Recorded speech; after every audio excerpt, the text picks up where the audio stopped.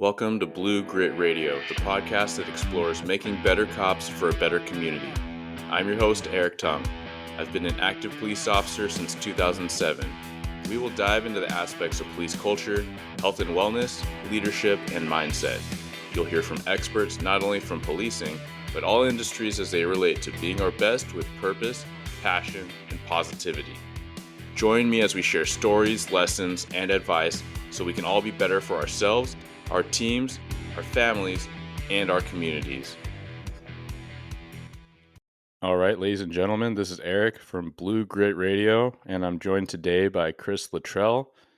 Why don't you introduce yourself and your fantastic podcast, Chris? Yeah, this is Chris with the Gravity Podcast, and just excited to be here with Eric. I listen to your show, and I hear a lot of crossover sometimes with guests, other times just with some of the topics that we're talking about. So I'm excited for us to join forces today and reach more listeners. Yeah, man.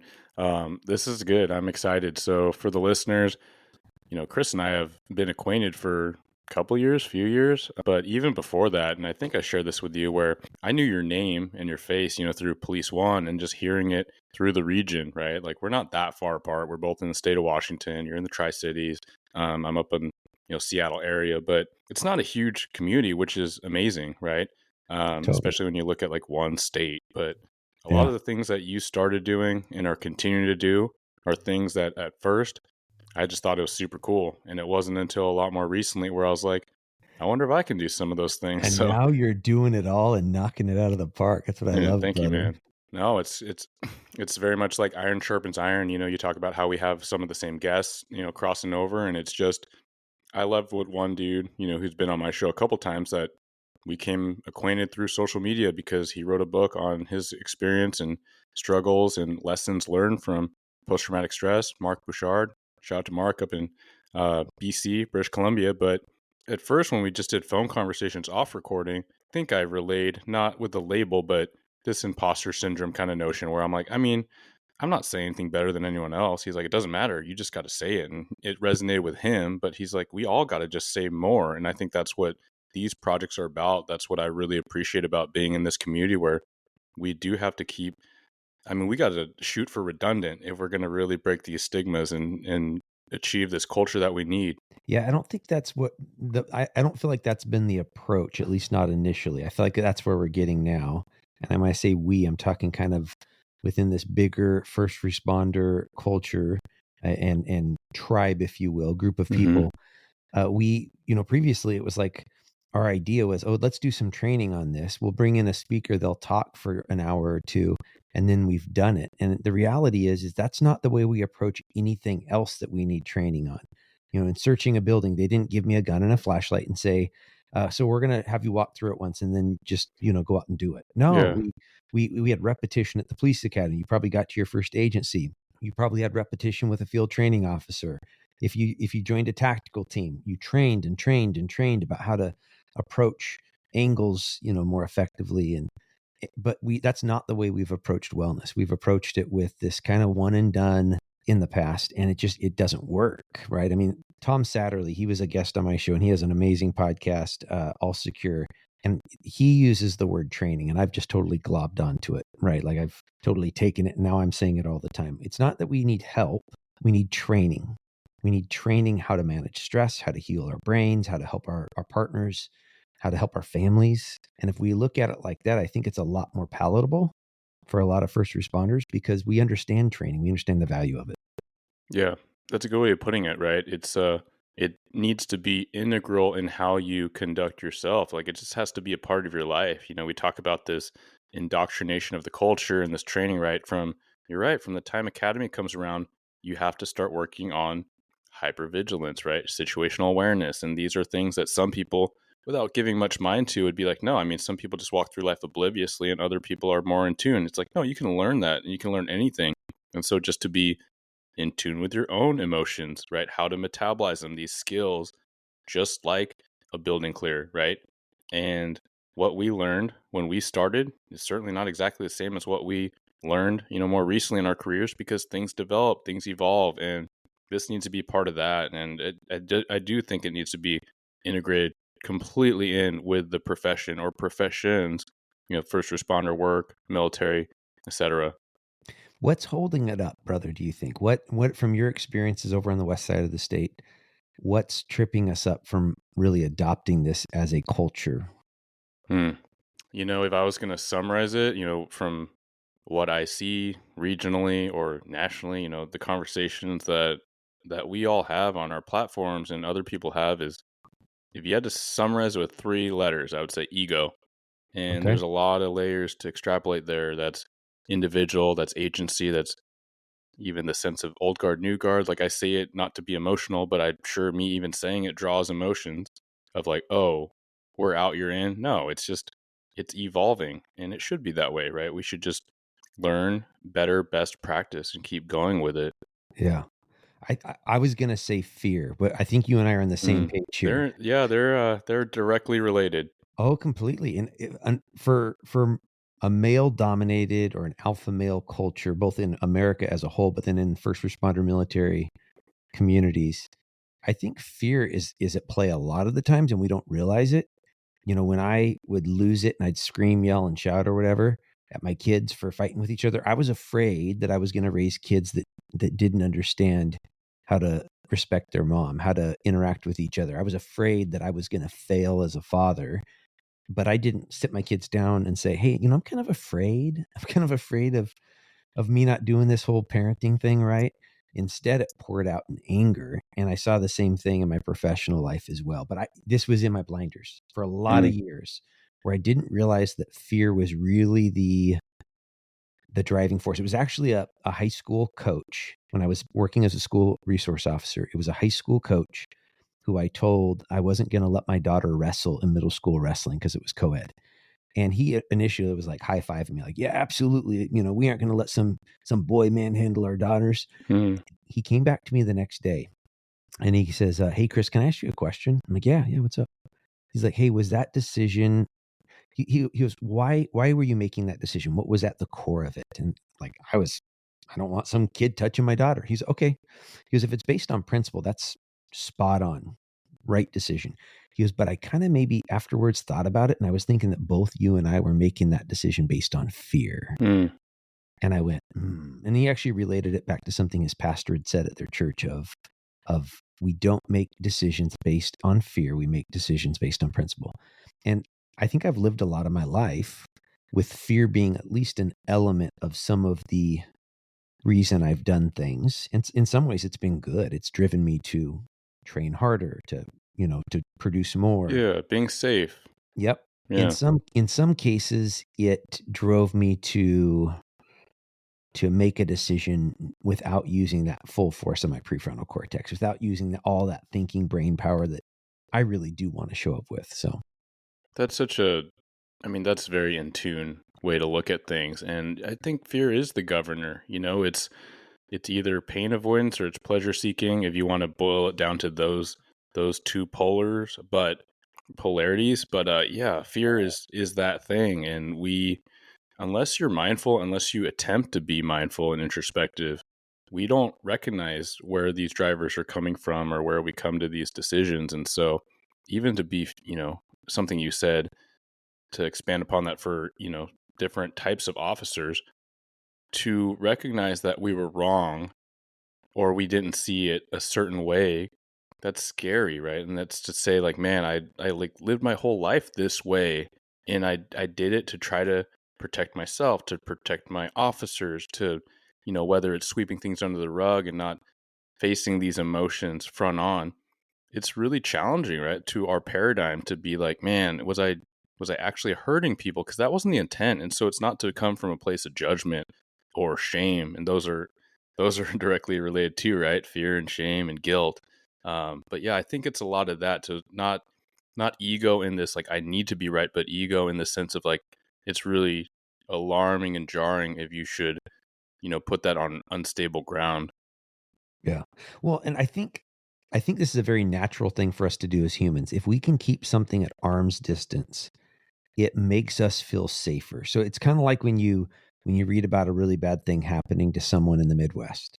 If you're living over here on the West Coast, it's like, oh, that's sad. Sad that Hmm. something bad happened to a father. If this happens to your neighbor, we feel that, right? Like it's like, holy smokes. And you feel it a little bit because maybe you know the person, but even if you don't, if it's just I can't remember what it's called, like the rule of proximity or whatever, but it Yeah. just, when it's closer to you, it makes us feel vulnerable. And I Yeah. think that's the case with, I don't even want to call it mental illness. I just want to call it injuries of our Mhm. mind that Mhm. come from our jobs as first responders. If it's the other people, if it's those people that are affected by it, or even throw some labels on it. Well, some officers just don't have what it takes. Some officers just aren't cut out for this. Some people aren't just cut out for this line of work. Well, if they've done it for 15 or 20 years and they have a history of doing great work, then you have to ask another question of, well, maybe it's not a matter of being cut out for it and not cut out for it. Maybe it's uh, just recognizing, hey, that this injures us as human beings. And so if that's the case, I'm vulnerable and I need to do something about it, right? I mean, it's like, Mhm. at first it's like this defeating thought, I think, of, wow, this could happen to me. But then I hope it to move to almost a motivator of, well, then what do I do about it? How do I solve this problem? Like that's what we do. We solve problems. Paramedics solve problems, firefighters solve problems, police officers solve problems. So let's solve the problem, right? And figure out how to train our brains better. I don't know. Yeah, there's a lot there, and one piece, there is this overwhelming vulnerability, right, when it is close to home, like literally, and it could be your own hometown. You're right, like maybe blocks from your house and someone you've never seen or met, but it just brings that reality, like, oh man, this could be me or this could be my family, and so it is jarring. And I think in one way, social media, the media makes that magnified, right? There's no way that you'd be aware of all these, atrocities in the world a long, long time ago. That's not necessarily the world that it's not the world that existed, but it's something Yeah. different now. And so the flip to that, because I heard a recent discussion of that, like, man, we're not wired to accept and recognize this much terror and chaos and hurt, right? The empaths out there, that a lot of them are listening to our shows because they really care and they're fighting the fight, but it affects them so much, right? Like, so we can talk about secondary, tertiary trauma, but you could expound that out to, like, hundreds of levels, but it's still affecting you to some degree.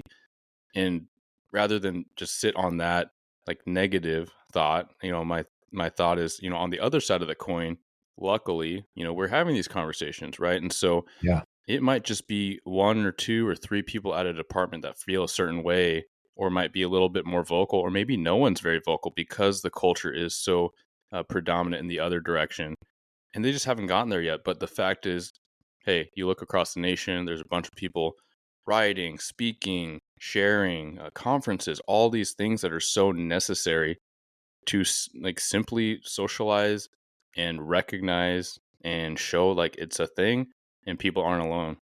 Yeah. Yeah. Are we just, I mean, I don't know.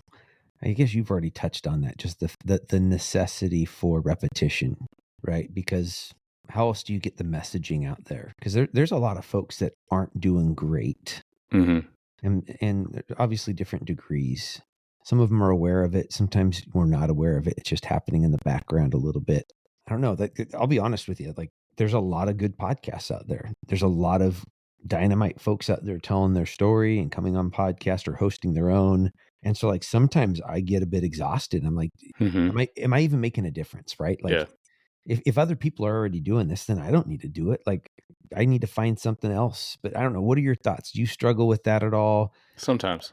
Yeah, Yeah. sometimes. And yeah, it's the same thing with social media, right? Like, I think this is probably accurate. You can tell me if not, but when you started getting on social or started writing or started your podcast, it wasn't to reach a certain number of people, but it was to share and recognize that someone could and probably would find value in what you shared and how you shared it, right? Someone's going to resonate more with Chris than with Eric. That's just a fact. We're different, and Yeah. everyone's experience is different. And that's not to be like a snowflake conversation. That's to be like, no, like, even going back to post traumatic stress and response to critical stress, what's quote unquote a critical incident for me might be very different than for you. I certainly lost way more sleep over these innocuous kinds of domestic or family related calls than my, officer involved shooting. I certainly lost more sleep and had more angst over a debrief that I facilitated. I wasn't even there. I wasn't even working that day. Just hearing and seeing my officers and my people's emotions and Yeah. then translating that thought and supposing my family was in that same situation of the call they're describing, I could picture it, and I lost more sleep over that than any call I'd been on.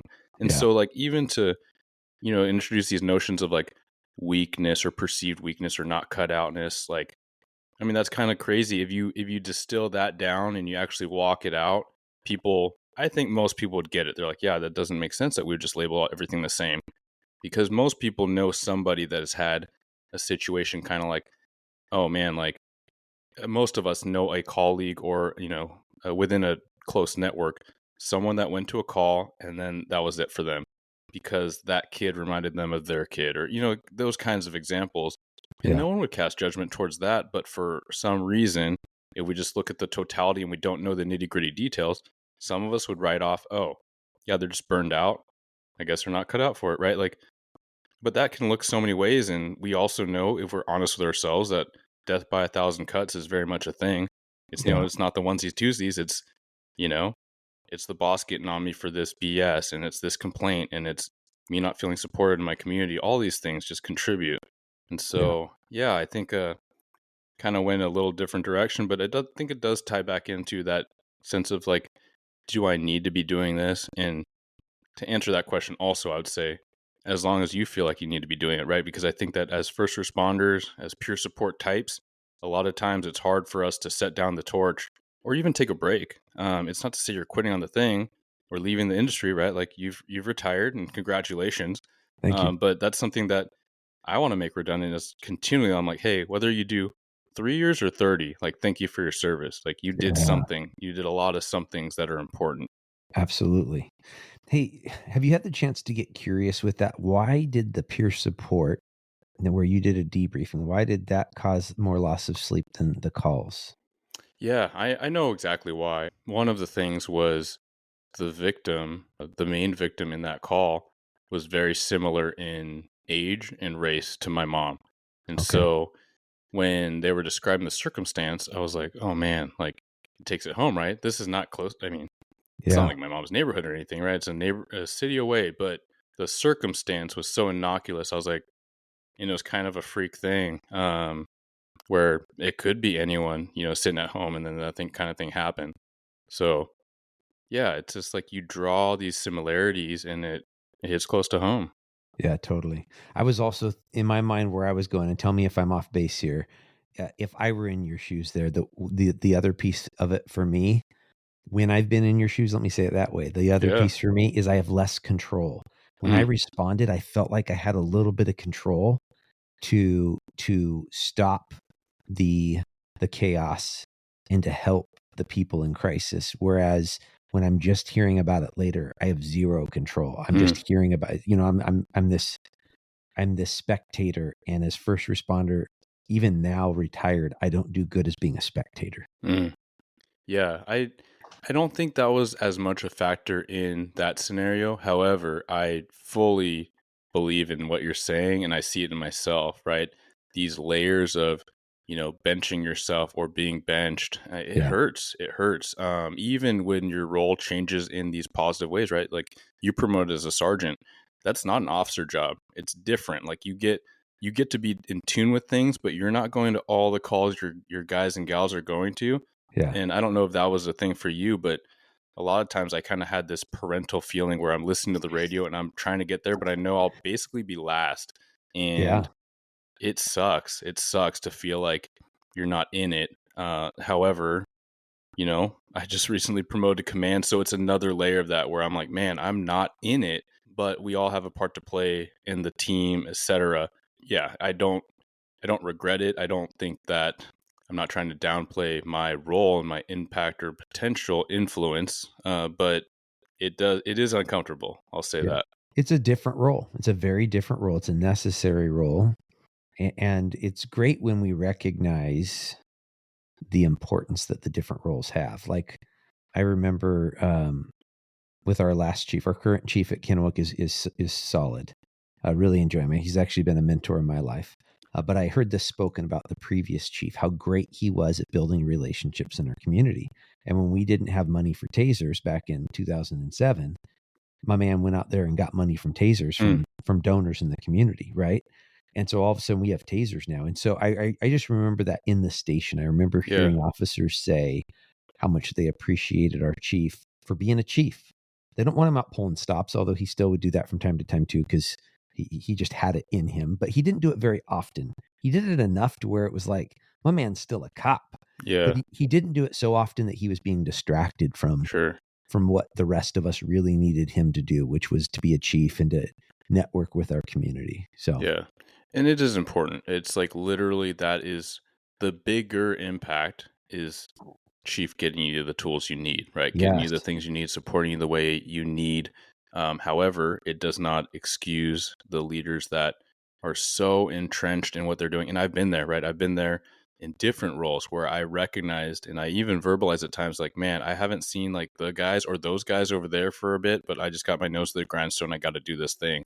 yeah, But you got to surface for air. And part of that is that symbolic leadership and that understanding, not just symbolic, but no, if you go pull a couple stops, you are reminded of the daily challenges. You know, if you are on the air listening, you are reminded of the daily challenges.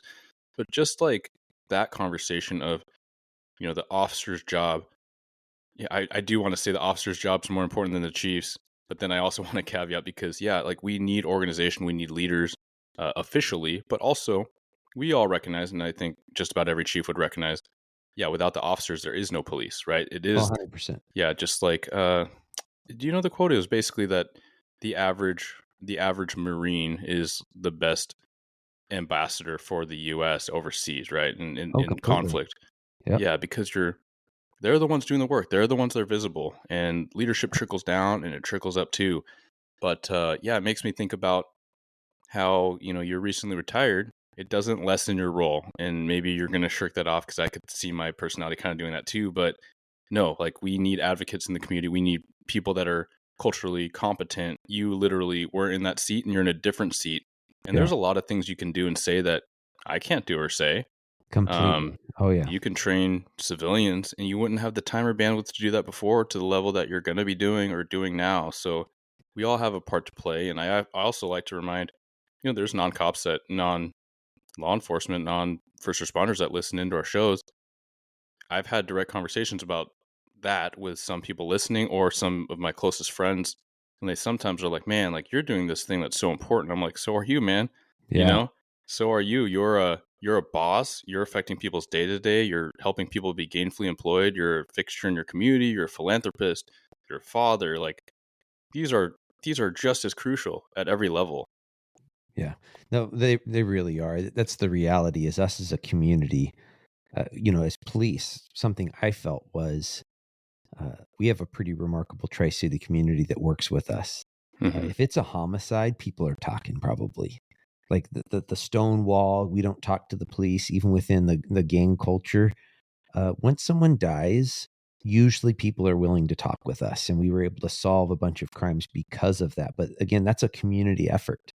There was one gal in particular in our community that actually started it wasn't a nonprofit, but it was like a Facebook page. And she was trying to bring the gang drug culture people, not necessarily they're all active gang members or active drug users, but that's kind of the life that they came from. So they've had lots of interactions with the police, and she was trying to bring them and the police together, like organizing barbecues and trying to be a spokesperson saying, the police are here for us. When horrible things happen, if we want a safe community where our family members are not being murdered, we have to step up.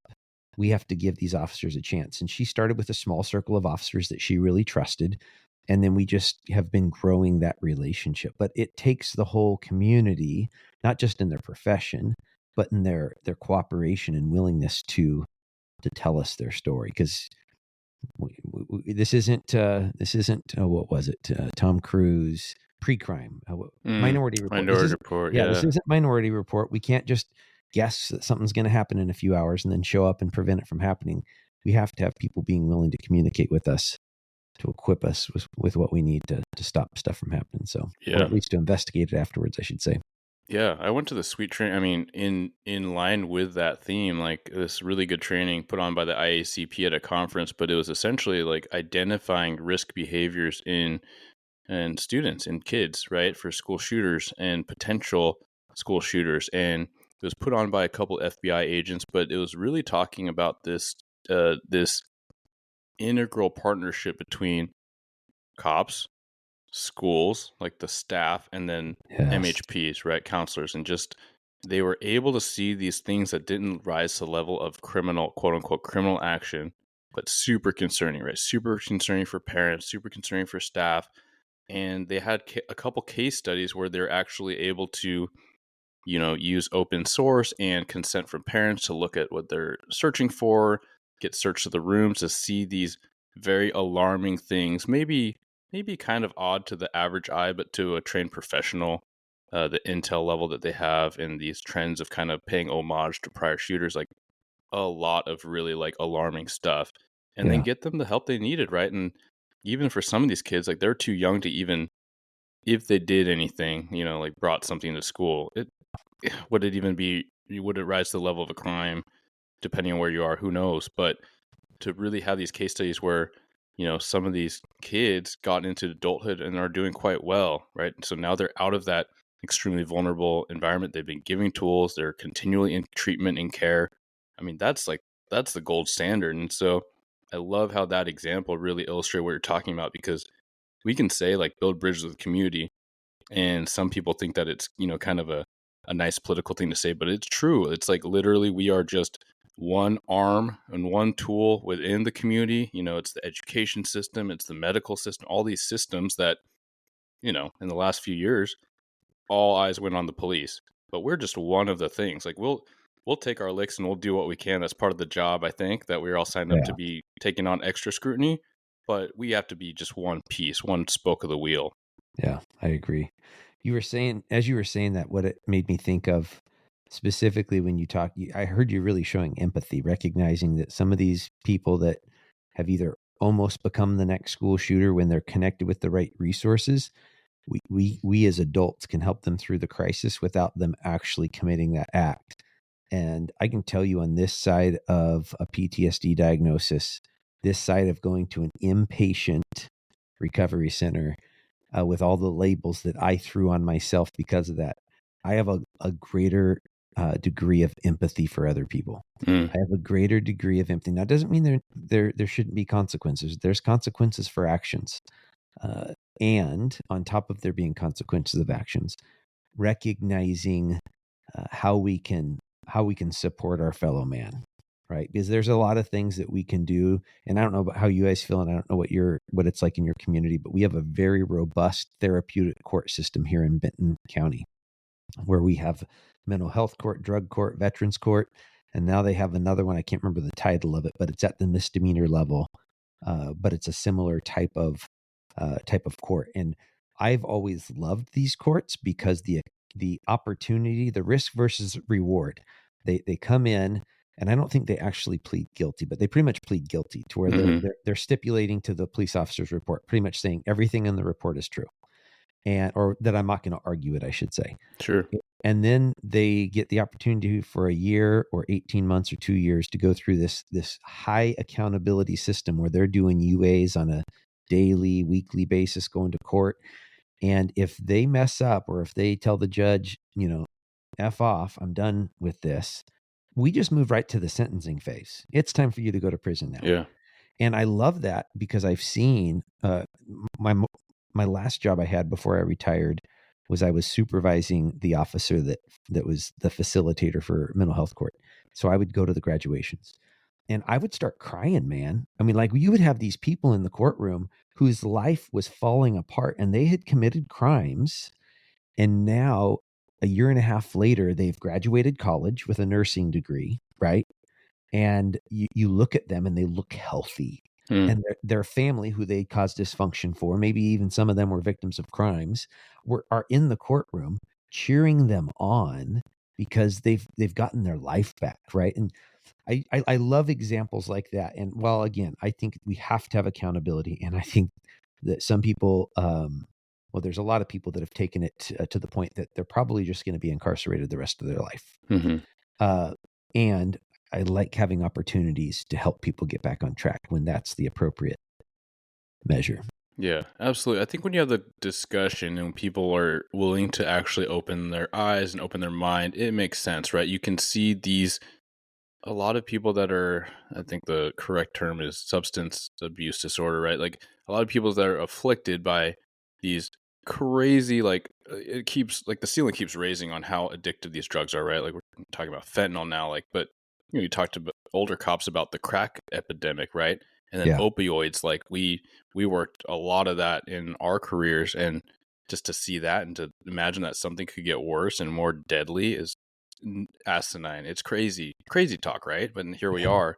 But not to distract that conversation.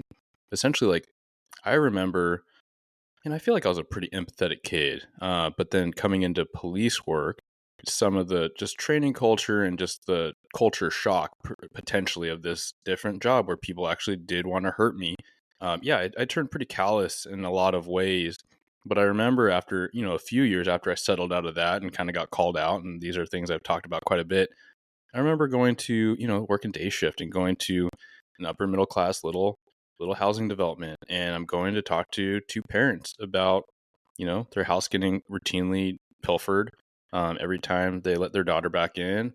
And I look at her DOL photo, and she's just like she could be, prom queen, right? She's a sharp looking gal, Yep. bright eyes, and just all this spirit in her eye. You look at the potential, and then you look at like a booking photo, and you're like, oh my goodness, right? Like, and that's like the illustration that it could happen to anybody, right?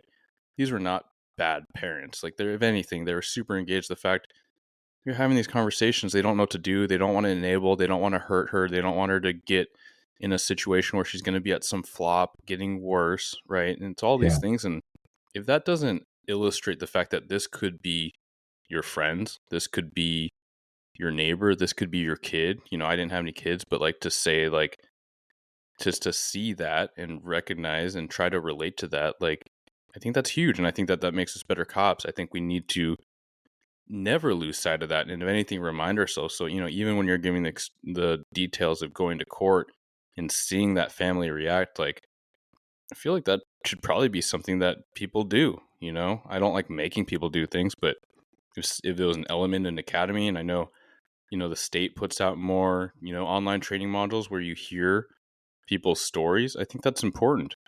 Yeah. Absolutely. Hey, can we turn towards the family? Yeah. I was literally at just before this, I was at a promotion ceremony at my old agency. They were promoting two new sergeants and two new commanders. And, and one of the newly promoted commanders was thanking his family, his wife, his kids, and just pretty much acknowledged that sometimes they're getting the short end of the stick. Hmm.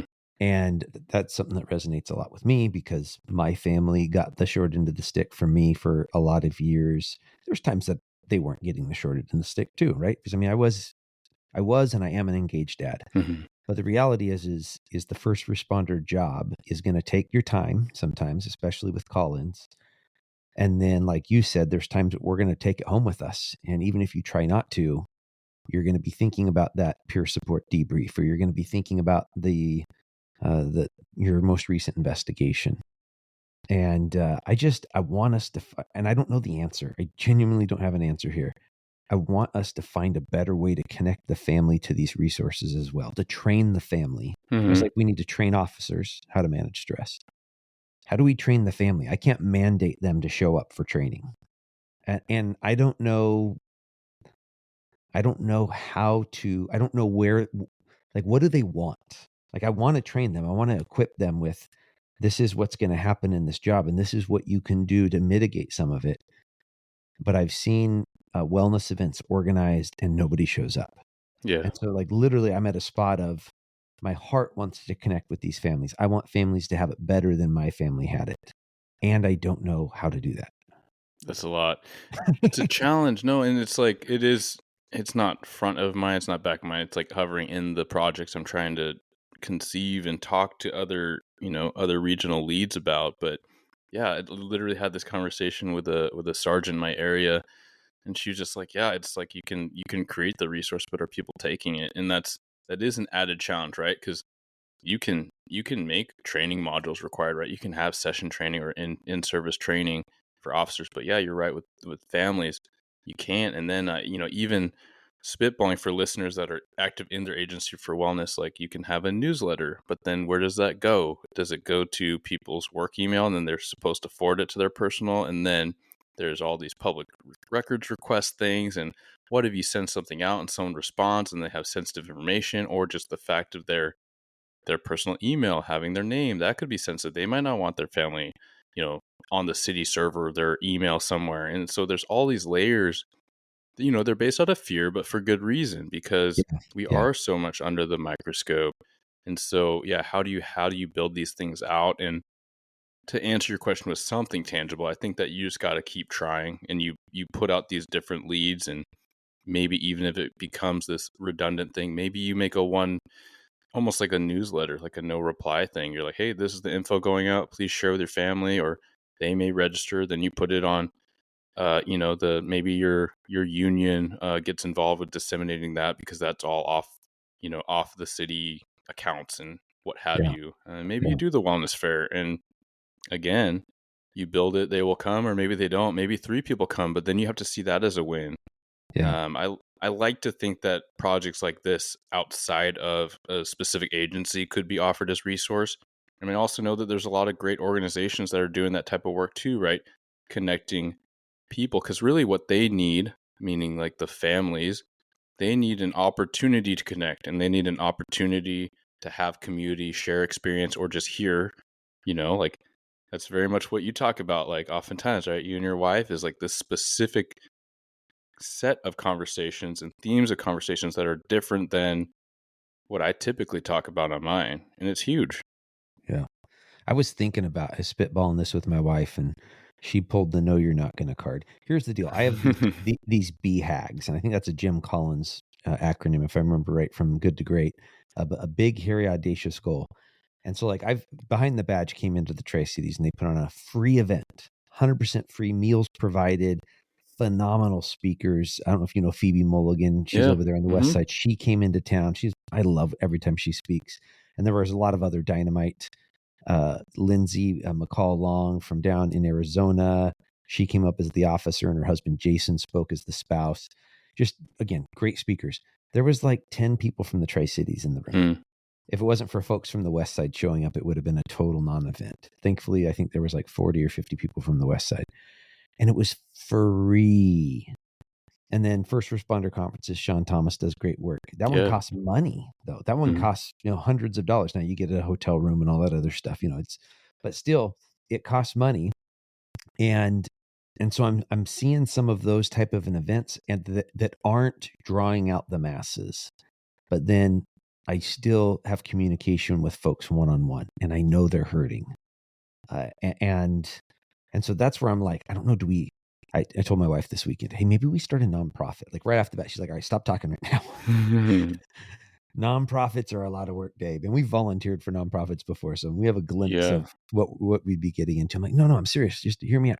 Maybe we have like lots of we get like leads that will gather together with just small groups of people. And it's up to the officer to gather 2 other couples. And so for 6 couples and then like a host couple, man, we just break some bread and share a Hmm. meal and talk about let's talk some real talk and make sure that people are aware of the resources. And like in my mind, I'm wondering whether that would be successful. But it really comes down to, again, what do people want? Where do people feel safe? That's a good thing, I think. Yeah. Because you just brought up some really valid points. People don't want them to have their personal emails connected to city servers or county servers, because what does happen when there's a PDR? How much of that gets out, right? I want my personal information protected. So I don't know the answer, other than I'm going to keep pushing out messaging, and I think that definitely creates an opportunity. I know for people to reach out in private messages and say, "Hey, can I ask you some questions?" Yeah, totally. And just to hang on that thought for a sec, like we can have the one-on-one conversations. You certainly had countless. I'd bet a lot of money you've had countless peer type conversations or conversations with your wife and others to share, right? And there's so much value. There's actually no greater value in my belief, and this is me expanding on a thought of from Deputy Chief Andy McCurdy. Are you familiar with? Yeah, who doesn't know the McCurdy brothers? Andy's, yeah, Up in Andy my and neighborhood. Patrick. Yeah, and so we're talking about wellness apps, and I think there's a lot of opportunities, with people using their devices and having resources directly there, right? And maybe I'm not going to hit up someone in my department peer support, but I can hop on this app, and there's several really good ones that are growing, and I can talk to a stranger on, that's in the industry, like anonymously, right? And I might be able to just unload all my stuff, and I might be able to pull myself out of a really bad, dark place. But for him, he's like, I think that there's no real replacement for the in-person personal connection. And I Yeah. don't disagree. So for me, it's a yes and, right? Okay. Like, I think that, if we're honest with ourselves, why you start the podcast is because we've had these types of conversations. Like, I've shared some of my stories. I've talked to other peer support or, other officers about their stories, but then it's an opportunity to scale it. And scaling doesn't mean more value. It's just more volume. It might be a lesser value. Like, you could make that argument, but I've listened to a lot of people speak that I've never met that are life changing in the paradigms they introduce or the relation that Okay. I can now expand my thought and my experience. And Yeah. so I think it should be a yes and maybe that's an opportunity, right? Even on that thought, when you're saying, hey, you're talking to your wife about a nonprofit, you don't know the answer, but these are things you're mulling over. I mean, there's probably someone listening that is coming up with a great idea. Maybe they flesh it out tomorrow, or maybe they flesh it out 5 years from now, because hopefully something we've said kind of helped them get that next Yes. step closer to what their genius ideas that you and I couldn't come up with. Yes. Totally. Right. Yeah. Yeah. I think that's valuable.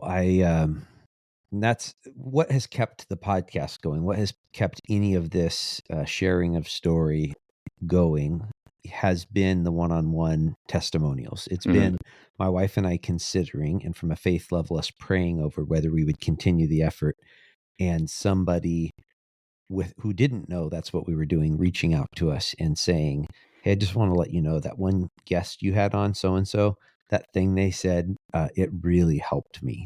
I was in a bad way, and that has happened every time we've considered just stepping away from the podcast, Hmm. due to the time and effort that goes into it.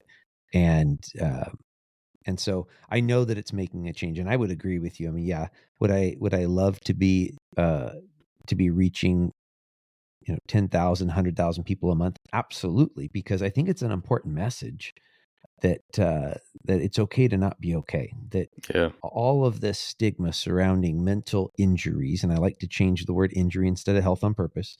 All of the stigma surrounding it is a bunch of garbage. And just like if I twist my knee, you're not going to judge me. If my mind is injured from the stuff I've seen and had to do, it's okay. Hmm. Let's get some training and rehabilitation to work this muscle, our brain muscle, back into health. So, yeah, it's good Yeah. stuff. Yeah. I think that connection to your faith and connection into your purpose and someone from the outside, and let me just say me looking at you and your wife and what you're doing, I'm like, yeah, why would they stop? They're doing that great work, right? But it is good to have that reset and be like, okay, is it still serving us and why? And to remind ourselves of why. I think it's crucial. I think it helps us be more successful in whatever the thing, right? And so a lot of my project was really trying to mentor younger officers at scale and put out these things that I've learned and these things that I'm reading and I'm consuming, the things that I think are helpful for my leadership brain as I'm like a novice leader as I would conceptualize it. But then there's people that reach out, and then to provide that one-on-one touch is fantastic, right? And then I considered, should I coach? But I do have limited bandwidth, right? I only have Yeah. That's part of why I invest in social media, is because then I can just put out something that was helpful for me, and a bunch of people can read it and they can comment and they can have some sense of you know collaboration or conversation. But then there's a dude that reaches out, and he's looked at something I put out a long time ago, which was just to say, like, one-on-one coaching on my website that I haven't paid much mind to. And really where he's coming from, I'm like, absolutely. Like, I can help you, and I do need to take time. And so it's been very rewarding to do that on a different plane, but at the same time, keep doing what I'm doing. So I think it depends, and it's just depending on where you're coming from and what you're needing and what the audience slash your community is needing. Yeah. I like what you said there about what I heard you saying, and I think you said it in these words, just the natural process of us reanalyzing, the natural step in our lives, whether this is an annual thing we do, whether it's quarterly, monthly, daily, whatever repetition we need, of just asking the question, are the things that I have that in my life, are they truly the great things? And what I found in my life was there's so many good things. There are so many righteous efforts at work, at home, in your community, that you can get so busy at the good that you're just doing mediocre good work. Hmm. And I found a number. I've had to relearn this lesson over and over again, that I have to say no to the good so I can be available for the great. I have to say no to, and I've started doing this more frequently. I have friends that will call me up and say, "Hey, Chris, can you pick me up from the airport at 9:30 at night?" I'm like, "Nope, why not? My bedtime is 8 o'clock. Hmm. If you need to be picked up from 5 a.m. to 8 o'clock, I am your man. If you need to be picked up outside of those hours, I will give you money for an Uber because I care about you, or Yeah. you need to find someone else. But I am not your guy." Whereas I didn't used to do that. It used to be yes, yes, yes, yes, Hmm. yes. I'm here to serve. I'm here to take care of my neighbor. I'm here to take care of my friend and my family. And there's just too many human beings. You can't do it all. You have to, at some point, recognize that there has to be boundaries. And I Yes. know one of my boundaries right now, especially as I continue to heal my brain from having post-traumatic stress injury, I have to get good sleep. I have to be stingy with my sleep. And I go to bed most nights again at 8 o'clock is when Nice. I'm in bed starting to read. And and if I don't, I can get through a day. I can get through a couple days in a row where I don't have great sleep. But then it starts to mount up. Then that starts to, just like cumulative trauma is an issue. Uh, when you stack up poor sleep and you're not allowing your brain to do that natural process, I found for myself that there's going to be a consequence. There's going to be a physical consequence in my words, in my relationships. I'm going to say things I shouldn't say. It's going to now have conflict. So I think that's one thing we have to start doing as first responders. And I say that first responders because I think most of us, if not all of us, have these hearts that want to just continue to give, give, give, give, give. Hmm. And eventually you're going to have nothing to give. Yep. Yep. It's not a renewable resource or a completely boundless energy source. Like, you have only limited bandwidth. You have only so much time in the day, and you only have so many hours to give. And there has to be your family, but at the crux of it has to be you. And you're absolutely right. Like, we talk about first responders, and why we have to belabor it is because our job is to take care of other people. And our jobs, unlike other jobs, unlike other jobs that are in care, there's a clock in, clock out, right? There's not this level of expectation, maybe for medical professionals in some way, right? But, a teacher isn't expected to like hop in, to a group of kids just talking like over math I mean, it's great if they do and they help them through some math problems, but they're not operating with this like hypervigilance to like, I might be called upon to enact something to preserve life or something Yeah. critical from happening in Yeah. my day to day at the grocery store. Like, that's not necessarily a thing. And so it does mount where, we talked about a little bit before, but I do see a lot of trends with people that are in our care niche, right? Our smaller care circle, like, who's taking care of those people, because a Yeah. lot of people in the peer support world, leaders in the region or, nationally and beyond, they're not taking care of themselves because their purpose outside of them is imbalance. It's too great. It says everything about their heart. It is something to be very appreciative of, something very proud of, but we gotta curb it back, right? So for Yeah. you to recognize those boundaries, those non-negotiables of, hey, I need sleep, because that's how you can put out what you put out and create more good. That's crucial. For a lot of active folks, like, they could probably recognize if they don't get their daily workout, they're not optimized. They're probably a little bit moody. They're probably a little antsy. But if it goes 2 days, then it's way worse, right? And you talk about 3 days, they're not even themselves. And so that might be an example that a lot of people can relate to. And I think that it's something that we need to get better at, right? We need to check that and make sure we're serving ourselves first, which is really hard to do, and it's even hard to say. Yeah. And it's hard to do, I think, in leadership. I'm actually concerned about our chiefs and sheriffs just Hmm. because, I mean, I felt it as a sergeant when I got promoted.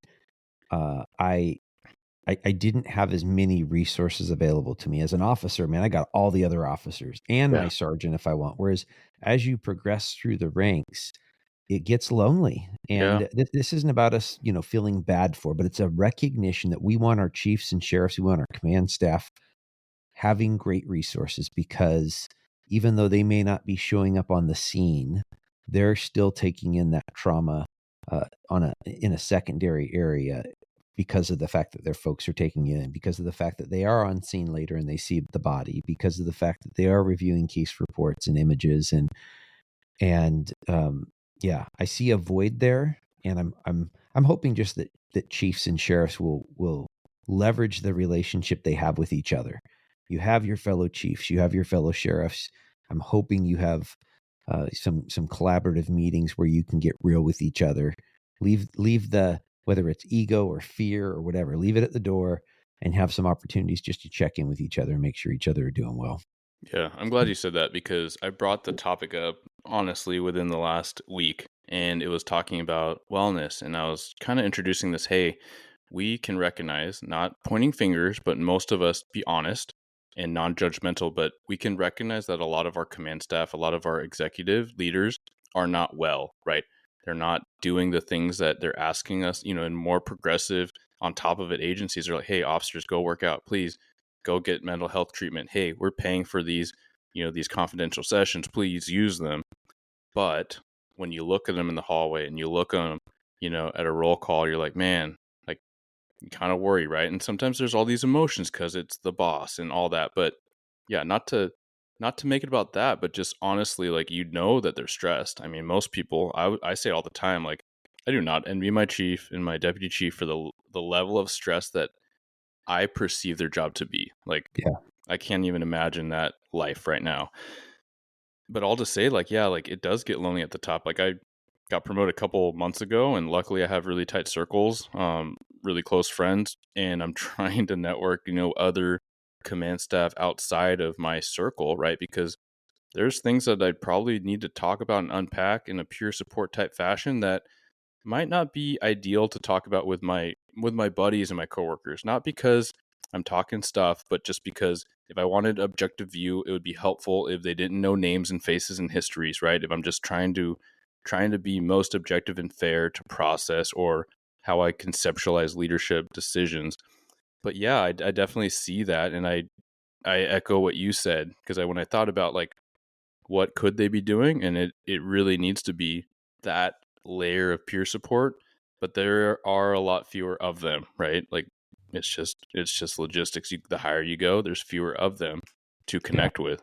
Yeah. Well, and you don't, unless like yourself, where you served in a role of peer support and leading the team, uh, there are a lot of command staff that didn't, because it's a newer thing right now, at least. Yeah. And then even for the folks that did, you're probably going to be a year or two or 5 or 10 years, depending on how long you're in command staff, removed from it. And it's not something that, I think it's something we've neglected. And I've seen it, like you said, I've seen it on my bosses' faces, and I call them bosses. Some of them are friends. Some of them we worked together as we Hmm. promoted through the ranks. Yeah. So these are my friends, and I see it on their face. Today I went to this promotion ceremony. They all looked great. Everyone was smiling, and I genuinely believe they were happy and Good. things were good. And I know that there's times that it just gets heavy. And I've, my dad was a commander over here on the east side, similar to a deputy chief. And I saw how many hours that man worked. I saw how hard he worked. I saw what he brought home. Hmm. My man would be at the kitchen table with us, having a full conversation with someone in his mind. And, I kind of laughed at the time, but then, my wife would point out when I would do it, when I would bring it Mm. home, and I'd be Yep. sitting there having a conversation. My wife would be like, "Hey, are you pulling 2 shows tonight?"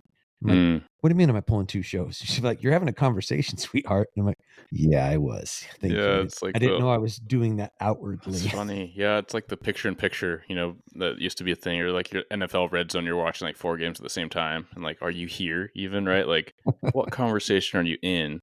Maybe we can pivot there, as we kind of wrap things. I know we covered a lot of ground, but these tangible things, I think it's always helpful to talk about familial relations and maybe lessons learned, right? Like Yeah. something that I'm I'm trying to get better at. I can think of a couple times I did it recently where I'll ask permission because my wife is so supportive. My goodness, right? Like, but I will just like jump into like this stressful interaction, right? Or this thing with another officer, or thing with the sergeant when I was an officer, or this call, and she's not really ready, right? It's like she's a sponge. She's like there, and she's supportive, a great listener. But I found that I just had a habit of just dumping, right? Just dumping on her. So a lot of times now I'll try to take a pause, check in, right? Just like let's just do the surface level check in. How are our days? And then I'll ask permission, right? I'm like, hey, I think this is actually kind of funny because you know some of the history here, but can I tell you a story about? And she'll just generally be like, yeah. But I find that that's helping, right? It breaks the ice a little bit. We'll usually both crack a smile, and she'll kind of roll her eyes. She's like, yeah, sure, right? Just get it out, and then we can just talk about like actual life. No, I think that's super valuable. Creating the mechanisms, and sometimes they feel awkward. Like you said, you guys crack a smile because it's like this process we've created. But my wife and I have actually found once we get past the discomfort of the process, because it almost feels fake, kind of, we actually start having some really breakthrough conversations. And Mm, I think if first responders listening can take something away that applies to your family, come up with the language so that when you get home, you have a way to communicate with your family that it's been a tough day and that you need 10 or you need 20. If you didn't work out at work, maybe you go for a walk in the neighborhood. If you have a home gym, go in and get a few reps. Go take a cold shower. Go in your room, just turn off the lights and do that combat breathing that mm, we've yep. all learned, autogenic breathing. And if you like to meditate, it can turn into a meditative session. If that is outside of your comfort zone, just focus on the breathing. Just breathe. And but like there was a lot of times that I showed up at home and I knew it had been a tough day or a tough week, and I didn't communicate that to my wife. And it didn't come out until I lost my cool, lost my patience on someone, that it was like, oh man. So have that language. It can be a code word or it can be super plain language. It's been a tough day. Can I Hmm. have 10? And let our spouses do it too, right? Yeah. If you get home and your spouse looks at you and goes, it's been a horrible day. I need 10. And Hmm. if you don't have the bandwidth, it's been a tough day here too. Can you give me 3? Or, Yeah. whatever it is so that we can show up. That's the thing. So that we can show up as the family members, and I use that generically because there's so many different Hmm. combinations, Yeah. uh, as the family members that we want to show up as and enjoy those relationships. Yeah, I love that. And it's just asking permission, right? It's just simply a very courteous way to communicate. And, maybe it's like, oh man, I could really use 10. And then you just see your spouse's or your partner's face and they're like, I need 5 to 10. And then you might be like, well, I took turn last time. Like, yeah, you go first, right? It's kind of like, who needs to take a shower? And it's usually like one person was like, no, I'm really set on taking the shower and not, I want the fresh hot water, right? You communicate that and you take turns or you do what you need, right? And for a lot of people listening, whether they're parents or soon to be parents or what have you, like, a lot of times we just try to rush home to be with our family and with our kids, but I've made the mistake of trying to rush in the door before I was ready. And good Yeah. on my wife to recognize, like, hey, I appreciate what you're doing. It's like rushing in, but you're so like kind of still in it and agitated and irritable. Like, I would appreciate if you actually just take a pause and you do your workout, right? Like you take 10 and do your thing. And so she communicated that permission, which was so huge for me. And a lot of times I didn't need it, but even to, kind of circulate that idea, right? Like, cause our kids are there. They don't need both of us full on. Usually they're, they're trying to get whatever attention they don't have, right? So Yeah. if you have one parent, you know, one family member plugged in, then the other one, yeah, like let them take a break. And we know what this looks like as far as like going out with your boys or your ladies night or your spa day or just your workout time, like it's all huge, right? So this is just maybe a smaller digestible version that you can roll into your day to day and your week to week. Yeah, totally. Brother, I usually say this at the end and then I'll turn it over to you. I mean, time's my greatest commodity, right? Like it is. There's even in this retired, consulting work that I'm doing now, Hmm. I still only have so much of this stuff. And we've connected on the phone. You take my call, you respond to my texts so many times. I've appreciated connecting with you. So thanks for all of those and thanks for today as well. Thank you, man. Yeah, thanks for the role modelship and what you're doing. And then for my guests, can you share a little bit about what you're doing? And for everybody, I wouldn't be surprised if we have another conversation before too long. Yeah, yeah. So I started a company called Gravity Consulting and Training, teaching a lot of the leadership stuff that I was teaching to supervisors in the criminal justice career field. I'm just kind of pivoting and teaching that to the for-profit business. On top of that, my wife and I are teaching about wellness. We're sharing our story of this whole post-traumatic stress journey and the things we did right, the things we did wrong, and just the whole story of healing through it all. And then there's a few other topics I'm teaching through my company. So whether people looked at Gravity Podcast on any podcast platform, or my website is gravityct.com, there's information about the different training offerings that we have, and just the work that we're trying to do to make things better than we found it. Love it. Well, Yeah. thanks again for your time, man. And if you could do the same, brother, I know this is kind Yeah. of weird since we're doing this joint, but yeah, No, talk yeah, about that's good. That's good. Blue Grit Radio and what you're doing on Yeah. socials. Yeah, so I'm most active on Instagram. That's Blue Grit Wellness, one word. I'm on TikTok because it was a suggestion, and you get a different, little bit of followership there, right? But I got the blog, bluegritwellness.com. Not as active on there, trying to do more. And yeah, so you can find me there. My email is on there. It's bluegritwellness@gmail. But yeah, please reach out. Let me know what's helpful. This is the main conversations I'm trying to have are circulating around police culture, wellness, leadership, mindset, all the things we need and all the things we covered today. Yeah, and then you can find us both on Police One Magazine. Oh, yeah. I like it, brother. All Well, right. thank you. Thanks for your time, man. You as well. Thank you for tuning into another episode of Blue Grit Radio. As always, support this community by subscribing, giving us a 5-star review, and following, liking, and sharing posts on Blue Grit Wellness on Instagram. You can reach me there or email me at bluegritwellness@gmail.com. Be well and stay gritty.